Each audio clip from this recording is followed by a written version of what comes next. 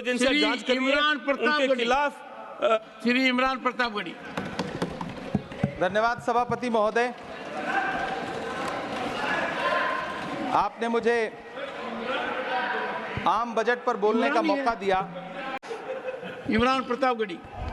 धन्यवाद सभापति महोदय। 83 मिनट 71 बार थपथपाई गई मेज, 14,417 शब्दों का बजट भाषण और उस बजट में अपने लिए राहत तलाशती मिडिल क्लास की हैरत ज़दा आंखें। सभापति महोदय, मेरे हाथों में जो दस्तावेज है, दरअसल ये देश के किसानों, गरीबों, मजदूरों की उम्मीदों का स्मारक है। ऐसा लग रहा है जैसे वित्त मंत्री महोदया ने बजट नहीं तैयार किया है, बल्कि प्रधानमंत्री जी की मन की बात का संकलन तैयार किया है। टूटा हुआ लश्कर का भरम देख रहे हैं, टूटा हुआ लश्कर का भरम देख रहे हैं और जिल्ले इलाही के करम देख रहे हैं। ताकत का नशा अक्ल पे हावी है तुम्हारी, तुम देख न पाओगे जो हम देख रहे हैं। वित्त मंत्री महोदया ने इस बजट में महंगाई पर सिर्फ 10 शब्द बोला है। जिस देश में टमाटर 100 रुपए किलो बिक रहा हो, सभापति महोदय मेरा टाइम पॉज करें और बार बार इंटरप्ट करने को या तो मना करें। हाँ बोले, कृपया बोले। सभापति महोदय, वित्त मंत्री महोदया ने इस बजट में महंगाई पर सिर्फ 10 शब्द बोले हैं। जिस देश में टमाटर 100 रुपए किलो बिक रहा हो, उस देश की वित्त मंत्री के पास बजट में महंगाई पर बोलने के लिए सिर्फ 10 शब्द है। डीजल, पेट्रोल, आटा, चावल, दाल, सब्जी की महंगाई का तो कोई जिक्र ही नहीं। सावन चल रहा है तो प्याज और लहसुन का दाम पूछना तो शायद पाप होगा। मैंने तो यह भी सुना है कि वित्त मंत्री जी जो चीज खुद नहीं खाती हैं, उसके दाम से उनका कोई लेना देना नहीं होता। लेकिन इस बार बजट पेश करने के लिए पार्लियामेंट आने से पहले वित्त मंत्री जी ने दही और चीनी खाई थी। अब तो उनसे यह पूछा जा ही सकता है कि उन्हें दही, दूध और चीनी का रेट तो इन दिनों पता ही होगा। क्या उसे सस्ता करवाएंगी या नहीं सस्ता करवाएंगी? अगर पता है तो कृपया सस्ता करवाइए, क्योंकि इसी चीनी ने अमेठी में एक मंत्री महोदया का राजनीतिक कैरियर कड़वा कर दिया। सभापति महोदय, अपने शीश महलों में बैठे हुए सरकार के सांसद और मंत्री कह रहे हैं कि महंगाई कम हो रही है। संसद की कैंटीन से बाहर निकल करके एक चाय का कप खरीदिए, तब समझ में आएगा कि महंगाई कम हो रही है या बढ़ रही है। किसी एक दिन अपनी किसी मजदूर की तरह अपनी दिन भर की दिहाड़ी लेकर के बाजार जाइए और अपने बच्चों के लिए राशन खरीदिए, तब पता चलेगा कि महंगाई कम हो रही है या नहीं हो रही है। यहां बैठ करके बड़ी बड़ी बातें करना आसान है। ये चूनर धानी धानी भूल जाते, ये पुरवा की रवानी भूल जाते, जो आकर 4 दिन गांव में रहते तो सारी लंतरानी भूल जाते। सभापति महोदय, इलेक्टोरल बॉन्ड खरीदने के नाम छुपाने वाली सरकार, इलेक्टोरल बॉन्ड खरीदने वालों के नाम छुपाने वाली सरकार इन दिनों आम के ठेला लगाने वालों के नाम जानना चाहती है। मुझे तो होटलों, ढाबों या आम के ठेलों पर नेम प्लेट लगवाने वालों से पूछना है कि कभी खून की बोतल पर देखा है किसी का नाम लिखा हुआ? मुझे पूछना है कि क्या कोरोना के दौरान अपनी उखड़ती हुई सांसों के लिए ऑक्सीजन तलाशने वाले किसी इंसान ने ऑक्सीजन लाने वाले किसी इंसान से पूछा था कि ऑक्सीजन लाने वाला इंसान हिंदू है या मुसलमान है?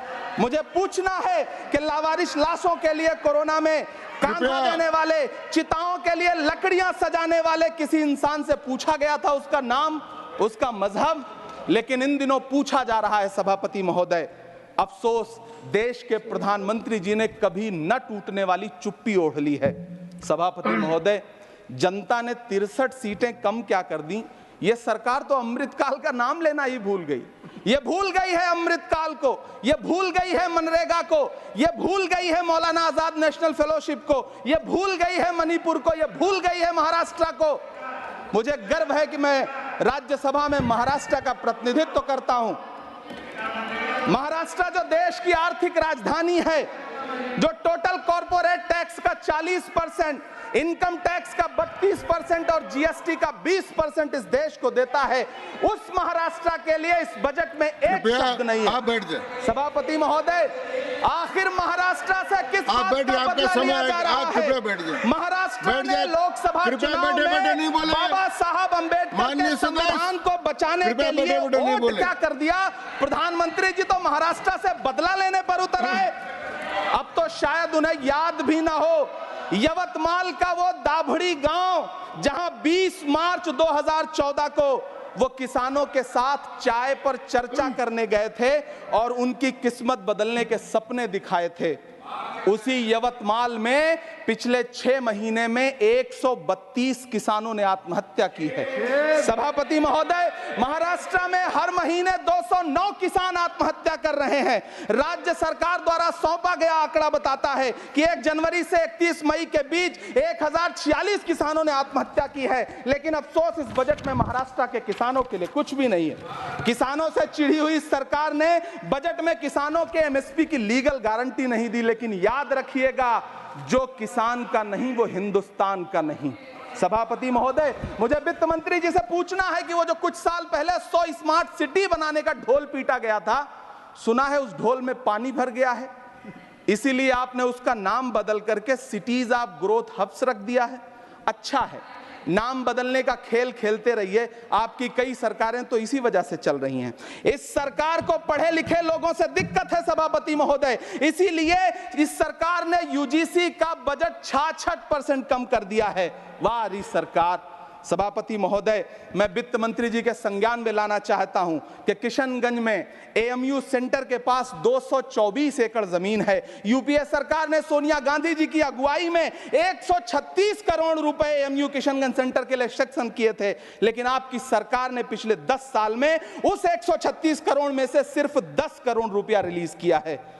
1.5 करोड़ की आबादी वाला सीमांचल बेहतर शिक्षा के लिए उस सेंटर की बाट जोह रहा है। मेरा आपसे सवाल है कि इस सेंटर का बाकी पैसा आप कब रिलीज करेंगे? मुझे उम्मीद है वित्त मंत्री महोदया जवाब जरूर देंगी। सीमांचल उसी बिहार में आता है जिसकी बैसाखी के सहारे आपकी सरकार चल रही है। वहां के लोगों को एम्स की जरूरत है। महानंदा और कोसी से होने वाली बाढ़ की तबाही को रोकने के लिए बांध बनाइए, सीमांचल के साथ सौतेला व्यवहार बंद करिए। इकोनॉमिक कॉरिडोर बनाने से किसी राज्य का विकास नहीं होगा, विकास होगा स्वास्थ्य और शिक्षा के बुनियादी मुद्दों के लिए बजट देने पर। सभापति महोदय, एक तरफ तो इस बजट में पीएम आवास योजना के तहत 3 करोड़ अतिरिक्त मकान देने की घोषणा है और दूसरी तरफ लखनऊ के अकबर नगर में 1280 वो मकान हैं जिन्हें रिवर फ्रंट बनाने के नाम पे बुलडोजर से जमींदोज कर दिया गया।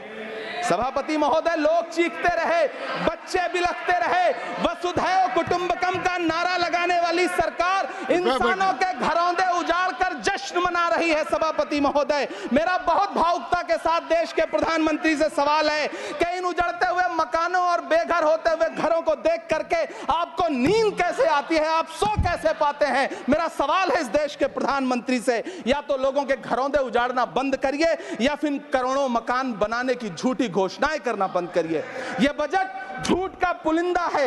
यह बजट आपके पिछले साल के बजट का कट कॉपी पेस्ट है। यह बजट हमारे चुनावी घोषणा पत्र की नकल करने की एक बेईमान कोशिश है। लेकिन कहावत है ना कि नकल के लिए भी अकल चाहिए। मेरे हाथ में एक तरफ न्याय पत्र है जो हमारा है और दूसरी तरफ अन्याय पत्र है जो आपका है। इस सरकार को आलोचना सुनने की आदत नहीं है सभापति महोदय। जब आप इनसे सवाल पूछिए तो ये कहते हैं कि आप बताइए 70 साल में आपने क्या किया है। मैं तो इस सदन में कहना चाहता हूं सभापति महोदय कि हमसे 70 साल का हिसाब मांगने वालों, जो सरकार अपना चलाया हुआ 2000 का नोट 7 साल नहीं चला सकी, वो हमसे 70 साल का हिसाब मांगती है। सभापति महोदय, मैं अंत में आपसे यह कहना चाहता हूं, यह बजट बैसाखी पर टिकी हुई सरकार का कुर्सी बचाओ बजट है। इस बजट में राज्यों के साथ, किसानों के साथ, नौजवानों के साथ, महिलाओं के साथ, देश के मिडिल क्लास के साथ अन्याय किया गया है और इस अन्याय का खामियाजा आपको महाराष्ट्र, हरियाणा और झारखंड के चुनाव में भुगतना पड़ेगा।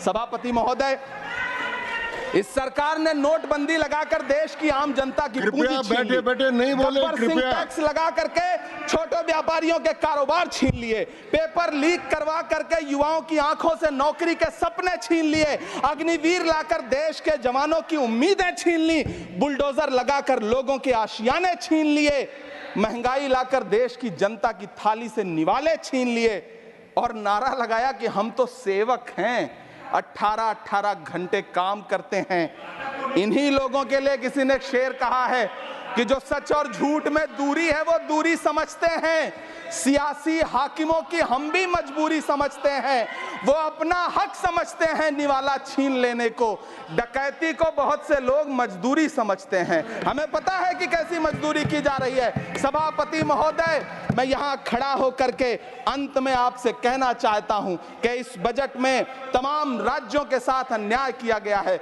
इस बजट में युवाओं के साथ अन्याय किया गया है, महिलाओं के साथ अन्याय किया गया है और खास तौर से महाराष्ट्र के लिए कुछ नहीं रखा गया है। महाराष्ट्र बाढ़ से जूझ रहा है, पानी बरसने से वहां 1500 से ज्यादा लोग मारे गए हैं। उस शहर को, उस राज्य को 4000 करोड़ के पैकेज की जरूरत है ताकि जो फसलें बर्बाद हुई हैं लोगों को राहत दी जा सकी। लेकिन अफसोस इस बजट में महाराष्ट्र के लिए ऐसा कुछ भी नहीं है। मैं आखिर में यह कहना चाहता हूं कि पिछले 7 दिन से इस बजट का बड़ा ढिंढोरा पीटा जा रहा है, इसे महान बताया जा रहा है, लेकिन कौन महान बता रहा है? सत्ता पक्ष के लोग, उन्हें तो बताना ही है। क्योंकि मैं अवध क्षेत्र से आता हूं, प्रतापगढ़ से, नीरज भाई भी अवध और पूर्वांचल से आते हैं। वहां एक कहावत है कि बिटिया की तारीफ किसने की? बिटिया की महतारी ने, यानी कि बेटी की प्रशंसा किसने की? मां ने। तो इस बजट की तारीफ सत्ता पक्ष करे तो करेगा ही, लेकिन विपक्ष के एक भी सांसद से आप पूछिए कि क्या उसके राज्य को कुछ मिला है, तो वो ये कहेगा कि नहीं, कुछ भी नहीं मिला है। बहुत बहुत धन्यवाद सभापति महोदय, मुझे आम बजट पर अपनी राय रखने के लिए। धन्यवाद।